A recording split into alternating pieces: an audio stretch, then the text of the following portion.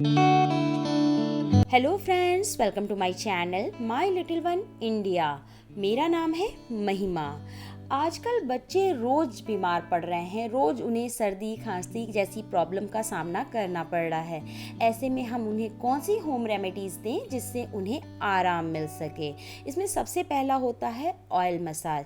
जी हाँ, आप सरसों का तेल या फिर नारियल का तेल हल्का गुनगुना करके बच्चे के छाती पर और उसके सिर के भाग में हल्का हल्का मसाज कर सकते हैं। सेकेंड पॉइंट होता है स्टीम देना। आप अपने बच्चे को गर्म पानी से भाप दीजिए, इससे बच्चे के अंदर जितना भी म्यूकस ब्लॉकेज होगा वो खुल जाएगा।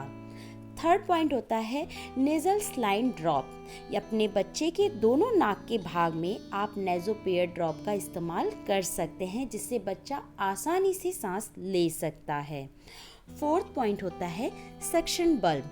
सक्शन बल्ब किसी भी मेडिकल शॉप पे इजीली मिल सकता है। इससे नोज के भीतर में जितना भी सिक्वेशन फंसा होता है वो सब क्लीन किया जा सकता है। फिफ्थ पॉइंट होता है एलिवेटेड हेड पोजीशन। ऐसे में बच्चे के सिर का भाग नॉर्मल बॉडी से थोड़ा ऊपर रखते हैं और शोल्डर पर भी थोड़ा सा आप पिलो का सपोर्ट दे सकते हैं, जिससे बच्चा कंफर्टेबल रहे।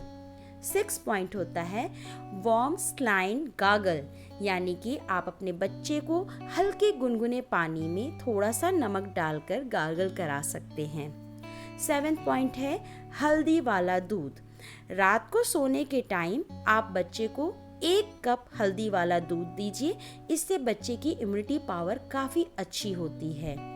8 पॉइंट जो सबसे आसान है पोटली यानी कि लहसुन, लौंग, अजवाइन को मिला के आप एक पोटली बनाइए और बच्चे के सिरहाने में उसे रख दीजिए, जिससे जो स्मेल आती है उससे बच्चे को सांस लेने में काफ़ी सहायता मिलती है। 9 पॉइंट होता है जिंजर हनी। 9 पॉइंट होगा जिंजर हनी। अदरक को पीस के उसके पेस्ट में थोड़ा सा शहद मिलाकर आप बच्चे को दे सकते हैं, इससे भी आपके बच्चे को बहुत आराम मिलेगा। और 10 पॉइंट सबसे ज़्यादा इम्पॉर्टेंट है हाइजीन मेंटेन करना।